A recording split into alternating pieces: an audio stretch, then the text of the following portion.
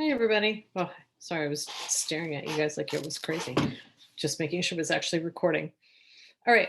In this lecture, I'm going to describe how natural selection works. Now, natural selection is a little bit different than evolution, and we'll get to the nitty-gritty fine details about how that's different by the end of this. Okay, so let's talk about evolution. And I hope you appreciate the joke right here. And just like that, Larry Lizard found he evolved into a snake because his feet fell off. That's not how it works, but it'd be funny if it did. Okay, so let's give you the classic definition of natural selection. We define natural selection as the preservation of favorable, inheritable, individual differences over generations. Now, I know that's not a lot of words, but every word in that definition is super important. So we want to talk about favorable. Oh, crap. Need my pen. Okay, we want to talk about favorable. Okay, I just want to point out unfavorable also works. Inheritable, there has to be a genetic component. Individual, and I find that when students get confused, it's with the individual portion because evolution and natural selection occurs at the individual level, but we measure it at a population level, which can send your head for a loop even after you've got your PhD in this field. I've seen people screw this up. Over generational time.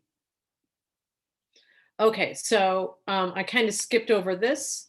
We can preserve favorable characteristics, or we can increase favorable characteristics, or we can decrease unfavorable characteristics. So it goes all the ways right here. So right here in this picture of the moth, we've got a really famous story.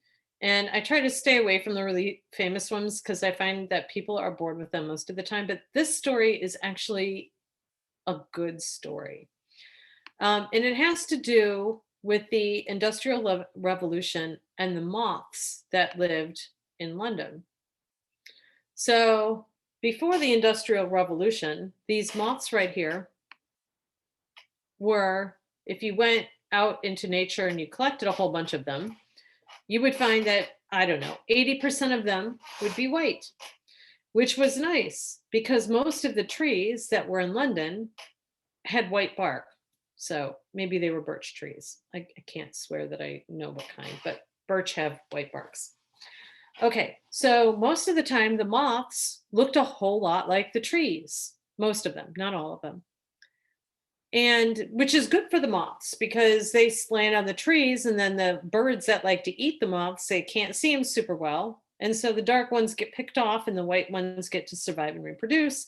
And so you can preserve the white color of the moth pre-industrial revolution. Okay, then here comes the Industrial Revolution, and everybody's just pumping soot into the air. That greasy grime covers the buildings and it covers the trees, and the white bark on the trees turns dark. And all of a sudden, the predominantly white moths are sticking out like a sore thumb, and the birds are having a field day. The birds think the Industrial Revolution is the best thing ever, and they're gorging themselves on moths, which selects against being dark and selects against being light and selects for being dark, the pollution. Okay, and we measured that because it wasn't that long ago. And then here comes the Clean Air Act, or the equivalent in England. And England cleaned up its act, and all of a sudden it's not pumping soot into the air. This is probably in the 1950s when it killed everybody with the smog. There's a great episode of The Crown about that if you want to watch that. Is really historically accurate. But after they cleaned up how much soot they were putting into the air, the trees became white again. And the same moth population, which did not go extinct during this big pollution event, recovered, and the population became again, 80% white and 20% dark. So it went 80% white to 20% dark to 80% dark, 20% white, and then flipping back when it cleaned up. And that is a story about how natural selection works over generational time. So we had the preservation of a color. So pre-industrial revolution, white was a great color because you could hide on the bark of trees. It's favorable because it hid you. Inheritable, the color has a strong genetic component. Individual, because that's how this is working. We measure it at the population. I said 80-20, that's a population level, but this guy right here, he doesn't care what the rest of the population is doing, or she, let's call her a she. She right here only cares what she's doing. She is blending into the tree right here, right now. So that's good. So it's an individual and differences. So you have to look at both the individual and what the rest of the population is doing over generational time. Okay, that's how natural selection works. Okay, you need 3 ingredients for natural selection to work. I always laugh when I show this slide because when I made this slide, I don't know, 5 years ago or something, I was hungry. And I always laugh about how hungry I was because I had a particular craving for potato salad. And I put ginger in my potato salad. Highly recommend it. Okay, so what are those 3 ingredients that we need? The first thing that you need is variation. You're not going to be surprised by that because I told you that when we unpacked the definition for natural selection. Okay, because if everybody is the same, like if all of your moths are white, it doesn't matter. There's no variation for natural selection to work with. So even if there was selection for dark moths, because there are no dark moths, there's no variation. And all the moths are going to go kaput because they're all going to get eaten by birds. Or moths are going to be selected for some other thing, like ability to detect and avoid birds. Okay, so there has to be variation. How do we define variation? Okay, you guys know this, but I'm going to give you the definition anyway. The existence of differences in a population or a collection. Okay, so if you've had statistics, you know that we could get pedantic about what we call a population. I do not want you to overthink it in this case, because we can talk about a population of something living on Long Island, or we could talk about the population of something that lives in North America, or we could talk about the population of something that lives in the world. It depends on something above and beyond your pay grade today. So just call it a population. Okay, so here are some examples of variation. So all of these shells right here, I'm going to focus on these. All of these shells right here belong to one particular population of, I can't remember the name of these guys, doesn't matter. And you can see that if these mollusks right here depend on blending into the sand, as a anti-predator thing, there's a lot of variation right here. So these guys are going to do really well in white sand, and these guys are going to do better in orangish sand, and these guys right here are going to do better in iron-rich sand.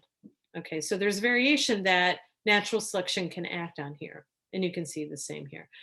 So the reason that I have women's faces right here, and they're not even a particularly good array of women's faces, but because it looks like it's pretty much one ethnicity with maybe one person right here. But I just wanted to point out that there's a lot of variation, even in this case where you're picking out a whole bunch of mostly blonde women, there's a lot of variation going on right here.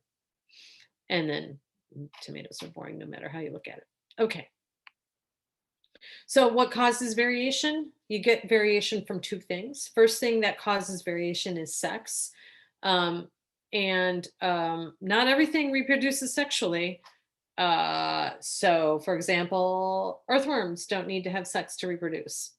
They prefer it. Who doesn't? But that's not really my point. Or amoebas that are cloning themselves. Not a lot of variation. And the other way that you can get variation is through genetic mutations.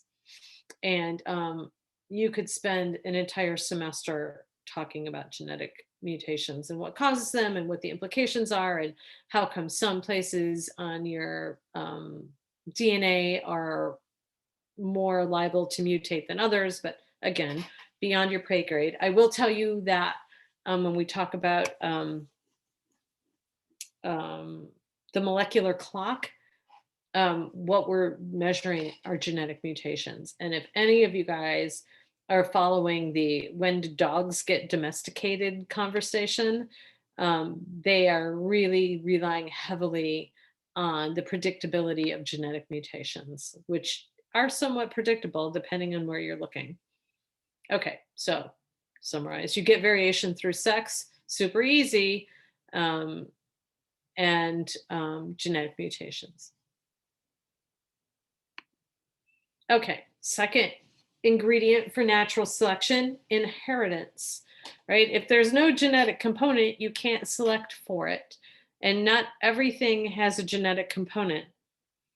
How many people are wearing a hat right now?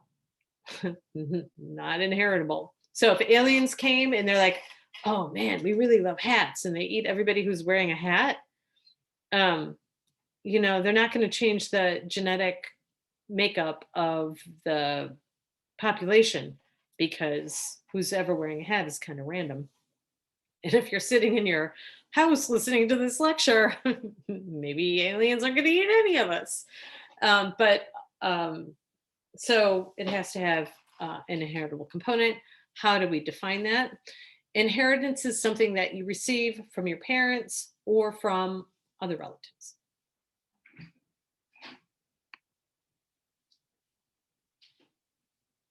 Okay, there's a joke. You can read it. I'm not going to. It's still funny, but nonetheless. Okay. And the last thing that you need is selection. And I sort of mentioned that in the last video I made for you guys, where selection pressure is if you have strong selection pressure, then you can change a population super quickly. And if you have a weak selection pressure, then it takes longer to act on a population. So for example, when I let the magic rats loose in the magic classroom, the selection was reduced food supply. Okay, so how do we define selection? Selection is a way that things get chosen from a larger set. So one way to think about this is, let's say aliens come from Alpha Centauri and they eat everybody who doesn't have 20/20 vision. Okay, so you're going to get immediate selection for visual acuity, and you're going to get selection against people with glasses and contacts. Bye, it was nice knowing you. Now that's an extreme example, but you can imagine, okay, so when we first started using DDT on insects, that DDT interferes with the sodium channel in the nerves, and it only required one mutation to make insects resistant to it. And so the first DDT application just culled the mosquito population, because almost no mosquitoes had that particular mutation. But it only took one for the population to rebuild itself. Well, either one pregnant, one or two, but you get where I'm going with this. Or one mutation and who met a lucky mosquito who didn't get sprayed. So you can either select for things like fast rats, or against things like things that don't have the appropriate sodium gated channel in your nerves. Or smoking at dinosaurs. Okay. So, oops, let me go back. Natural selection uses, if we're going to talk about the raw material for natural selection, variation is that raw material. So one of the reasons that biologists are so concerned about global warming and climate change has to do with the amount of variation that's existing right now and the speed at which organisms and populations have to adapt to change. So, for example, one of the scariest things about climate change is how quickly we're acidifying our ocean. And why do we care about ocean acidification? We're never going to make it so acidic that we can't swim in it. So, why do we care? Well, the reason that we care is because acid breaks down calcium carbonate, which is what creatures make their shells out of. Like, and you guys are like, okay, mollusks and snails, that's true. But also, those little tiny diatoms and corals are made out of calcium carbonate, and calcium carbonate and acid are not friends. Does that mean that if you look at coral populations, there are some coral out there that are making their calcium carbonate foundation that's a little bit resistant to acid? It is possible. But we are worried that there isn't enough variation out there for creatures, coral, diatoms, to withstand the speed at which we're adding acid to the ocean. Okay, we're worried that there's not enough raw material out there for populations to respond. We're worried that by adding that much acid to the ocean, we're going to cause a crash that the creatures can't recover from. Okay, so if a population has no variation in a particular trait, natural selection can't act. So these two are related to each other. So if there's no variation in how tolerant to acid things that use calcium carbonate are, then the jig's up, and we're going to kill all our coral and our diatoms, and we're going to kill everything that eats coral and diatoms. Let's not talk about this right here.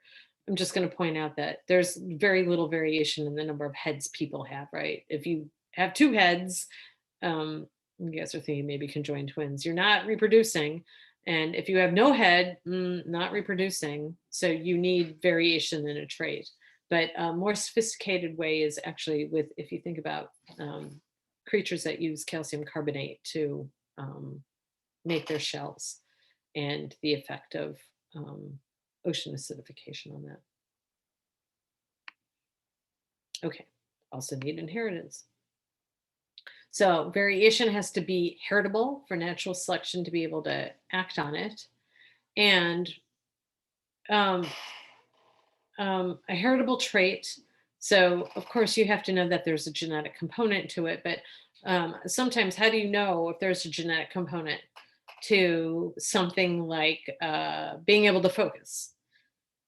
Which there is. I think we've actually found the 2 or 3 genes that are associated with being able to focus. But one way that we use it a little sloppily, if we're not going to do, genomics and PCR and things like that, is we ask ourselves if a trait is heritably passed on from parent to offspring.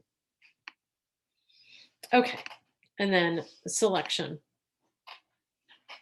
Okay, so if you have a heritable trait, that means one with a strong genetic component that helps an organism survive, then that organism will pass on more genes to the next generation than its compatriots that don't have that gene.